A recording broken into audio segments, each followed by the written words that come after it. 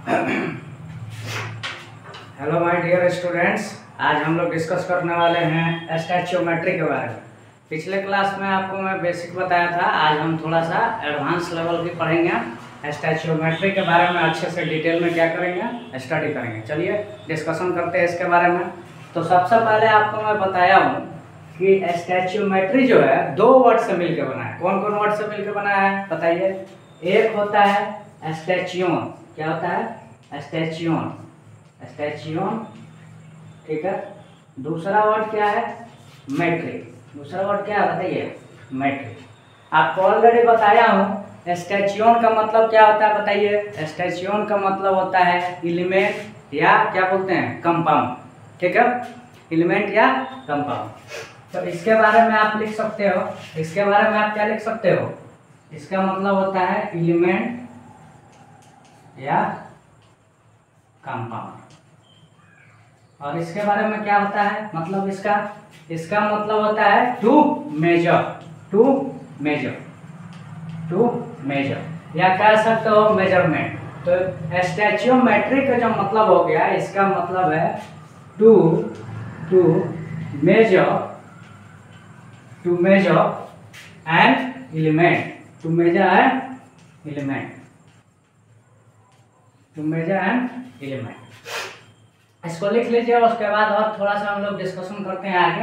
अब हम लोग सीधे प्रॉब्लम में चलेंगे। स्टैचियोमेट्री पे कैसा प्रॉब्लम आता है ये डिस्कस करेंगे, क्योंकि इसके बारे में ज़्यादा कुछ भी आपको नहीं सीखने को है।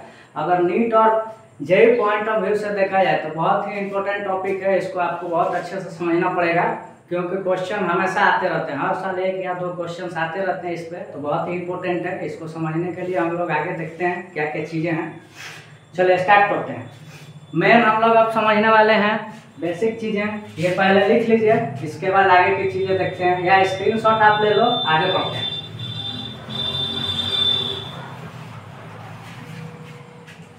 चलिए अब डायरेक्ट हम लोग केमिकल इक्वेशन लेंगे और इसके बारे में डिटेल में समझेंगे।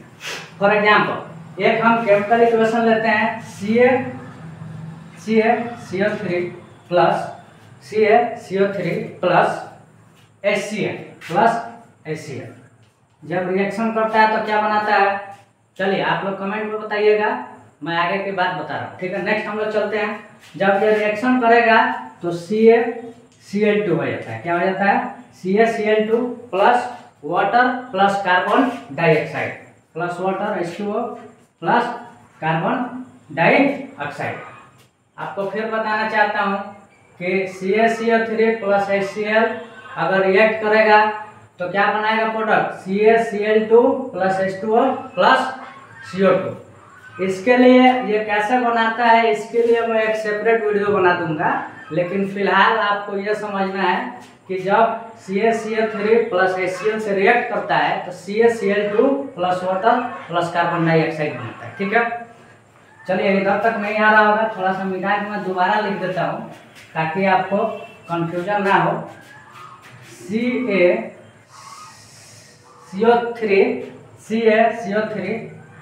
HCl से रिएक्ट करके क्या बनाता है बताइए? रिएक्ट करके CaCl2 प्लस क्या बनाता है? Water plus carbon dioxide. ठीक है, प्लस कार्बन डाइऑक्साइड बनाता है। चलिए इसको हम लोग अब बैलेंस करेंगे। बैलेंस कैसे करेंगे देखिए। कैल्शियम कितना है?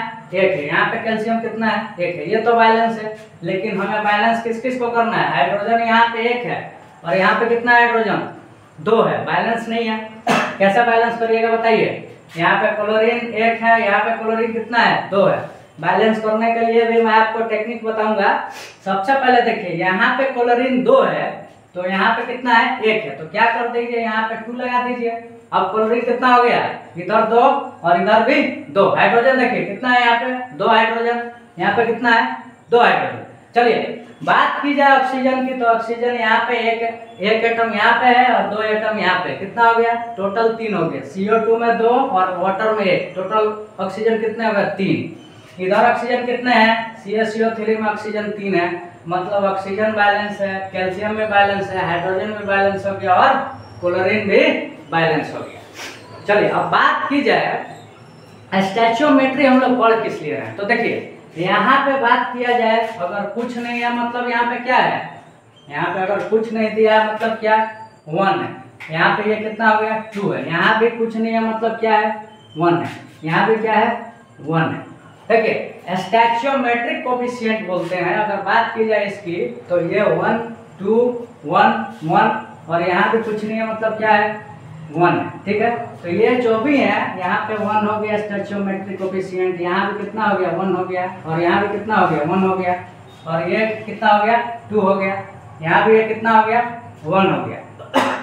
इस चीज़ों को हम लोग बोलते हैं, जो आपके कोफिशिएंट है इसको हम लोग बोलते हैं स्टैच्योमेट्रिक कोफिशिएंट। क्या बोलते हैं, स्टैच्योमेट्रिक कोफिशिएंट बोलते हैं, ठीक है। आगे हम लोग समझते हैं, तो इसको लिख लीजिए स्टैच्योमेट्रिक कोफिशिएंट ये है, ये क्या हो गया आपका, ये जो भी है ये आपके स्टैच्योमेट्रिक कोफिशिएंट होगा। इसको हम लोग क्या कह सकते हैं, स्टैच्योमेट्रिक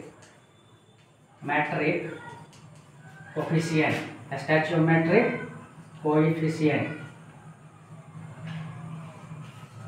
कोफिशिएंट, ठीक है।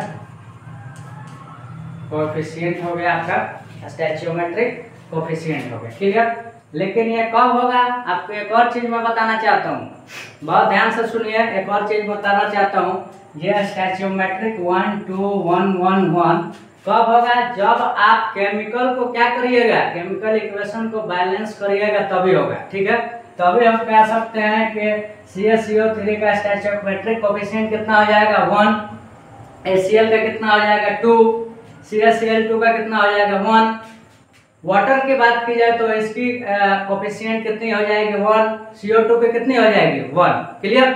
चलिए अब आगे की चीजें समझते हैं, इसको आप लोग स्क्रीनशॉट ले लो, फिर आगे की चीजें समझते हैं हम लोग कि ये क्यों पढ़ रहे हैं और क्यों इंपॉर्टेंट। हम लोग क्वेश्चन भी डिस्कस करेंगे, आज हम लोग समझने वाले हैं स्टैच्योमेट्रिक बेस्ड प्रॉब्लम बेस्ड ऑन स्टैच्योमेट्री, जो कि बहुत ही इंपॉर्टेंट है, नीट और जेईई पॉइंट ऑफ व्यू से आपको बहुत ही ज़्यादा इंपॉर्टेंट है। फिर से मैं कहना चाहता हूँ कि हर साल नीट और जेईई में 1 या 2 क्वेश्चन आते रहते हैं इस पे, और आसान भी है, एक बार आप समझ जाओगे क्वेश्चन को इजीली क्या कर सकते हो, बना सकते हो। तो चलिए देखते हैं आगे। देखिए अगर बात की जाए CaCO3 1 मोल अगर आप लोगे, लेट अस सपोज आप 1 मोल ले रहे हो किसकी, CaCO3 की, तो आपको HCl की कितनी मोल लेनी पड़ेगी, 2 मोल लेनी पड़ेगी। जब ये रिएक्ट करेंगे तो क्या बनाएंगे, CaCl2, जिसकी जो कि बनने के बाद 1 मोल ये होगा, और वाटर का भी क्या होगा 1 मोल होगा, वाटर का भी क्या होगा 1 मोल, CO2 का भी क्या होगा बताइए 1 मोल। समझ में आ रहा है चीजें। चलिए नेक्स्ट समझते हैं। अगर आप CaCO3 के 1 मॉलिक्यूल ले रहे हो, इसका मतलब ये है कि अगर आप CaCO3 के 1 मॉलिक्यूल ले रहे हो, इसकी 1 मॉलिक्यूल, तो आपको HCl के कितने मॉलिक्यूल लेनी पड़ेगी, 2 मॉलिक्यूल लेनी पड़ेगी। अब जब रिएक्ट करके प्रोडक्ट बनाएंगे तो CaCl2 के कितने मॉलिक्यूल बनाएंगे, 1 मॉलिक्यूल। इसका मतलब क्या है, 1 मॉलिक्यूल बनाएंगे, क्लियर। चलिए नेक्स्ट आगे समझिए। वाटर के कितने मॉलिक्यूल बनाएंगे, 1 मॉलिक्यूल, कितने मॉलिक्यूल 1 मॉलिक्यूल, ठीक है। बात की जाए CO2 की, तो इसके भी कितने मॉलिक्यूल बनाएंगे, 1 मॉलिक्यूल, क्लियर। 1 मॉलिक्यूल इसके भी बनाएंगे, 1 मॉलिक्यूल इसके भी बनाएंगे। चलिए यहाँ तक क्लियर हो गया। नेक्स्ट हम लोग समझते हैं। अगर CaCO3 को अगर आप 1 लीटर ले रहे हो, लेट अस सपोज इस कंपाउंड का कितना ले रहे हो, 1 लीटर ले रहे हो, तो HCl का कितना लेना पड़ेगा कंपाउंड, 2 लीटर लेना पड़ेगा। कितना लेना पड़ेगा, 2 लीटर। और प्रोडक्ट जो बनेगा CaCl2 का, तो कितना लीटर बनेगा, 1 लीटर ये बनेगा, ठीक है, 1 लीटर ये बनेगा, क्लियर, और 1 लीटर ये बनेगा क्या, CO2। समझ में आ रहा है। फिर से मैं आपको समझाना चाहता हूँ, एक बार और सुन लीजिए। अगर आप CaCO3 को HCl से रिएक्ट कराते हो, तो प्रोडक्ट क्या बनता है, CaCl2 plus water plus carbon dioxide, clear. अब देखिए CaCO3 के 1 अगर मोल ले रहे हो, तो HCl के 2 मोल लेना पड़ेगा। प्रोडक्ट जो मिलेगा आपको 1 मोल मिलेगा आपको CaCl2 का, और वाटर का भी 1 मोल, और कार्बन डाइऑक्साइड का भी 1 मोल मिलेगा। अगर बात की जाए लीटर की, अगर 1 लीटर आप ले रहे हो CaCO3 का, तो 2 लीटर क्या लेना पड़ेगा बताइए? रिएक्टेंट में आपको 2 लीटर HCl का लेना पड़ेगा, तभी ये रिएक्ट होकर क्या बनाएगा आपको 1 लीटर CaCl2 का बनाएगा, 1 लीटर वाटर का बनाएगा, ठीक है, और 1 लीटर कार्बन डाइऑक्साइड का बनाएगा। इसी को हम लोग बोलते हैं स्टैचियोमेट्री, ठीक है, जिसका मतलब होता है टू मेजर एन एलिमेंट। किसी एक एलिमेंट को कैसे हम लोग मेजर करें, इसमें हम लोग समझने वाले। तो चलिए अगर बात की जाए, तो वॉल्यूम की बात हो गई कि वॉल्यूम जो है 1 लीटर इसकी लीजिएगा तो 2 लीटर किसकी लेनी पड़ेगी, HCl की। मास समझते हैं, मास क्या होता है आपको बताते हैं। मास कभी भी कंजर्व्ड होता है। मास क्या होता है, कभी भी कंजर्व्ड होता है। कंजर्व्ड का मतलब है कि अगर आप रिएक्ट करा रहे हो लेट अस सपोज 100 ग्राम चीजों को, तो प्रोडक्ट भी 100 ग्राम ही बनेगा, ठीक है। तो यहाँ पे आप देख भी सकते हैं CaCO3 की अगर बात की जाए तो इसकी जो मास होगी, मोलर मास कितनी हो जाएगी, कैल्शियम की 40, कार्बन की कितनी होती है 12, ऑक्सीजन की होती है 16 इंटू 3 कितना हो जाएगा 48, और ये हो गया आपका कितना 40 प्लस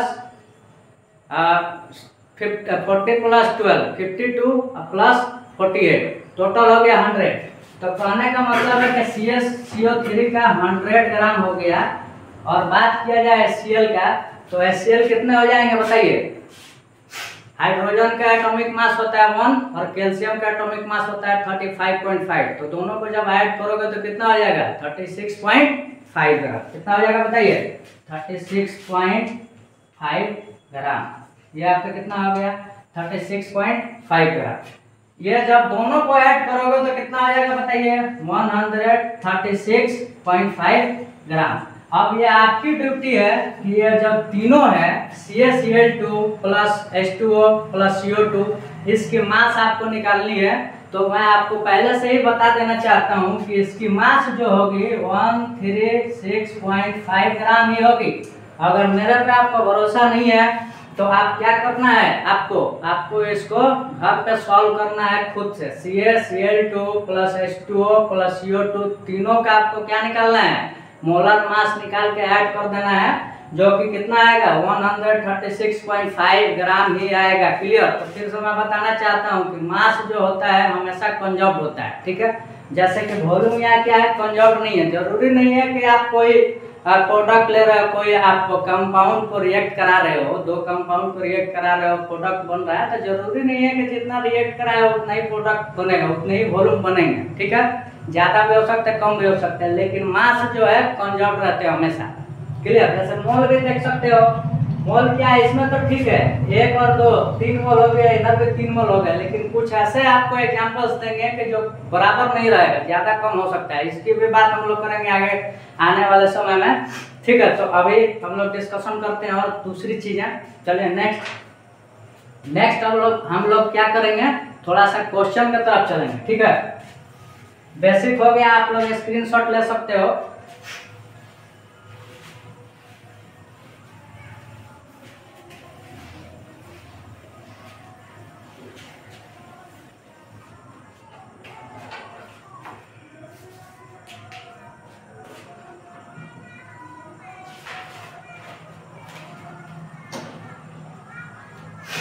चलिए अब हम लोग कुछ डिस्कशन करेंगे डायरेक्ट क्वेश्चन के थ्रू। क्वेश्चन कैसे आता है, अब मान लीजिए कि क्वेश्चन ज़्यादा समझना जरूरी है। हो सकता है कि एग्जाम में क्वेश्चन ऐसा है जो आप टेकअप नहीं कर पाओ, तो क्वेश्चन के थ्रू हम लोग कॉन्सेप्ट को ज़्यादा अच्छे से इस चैप्टर में समझ सकते हैं। तो डायरेक्ट हम लोग क्वेश्चन सॉल्व करते हैं। बेसिक जो चीज़ें थी आपको मैं बता दी।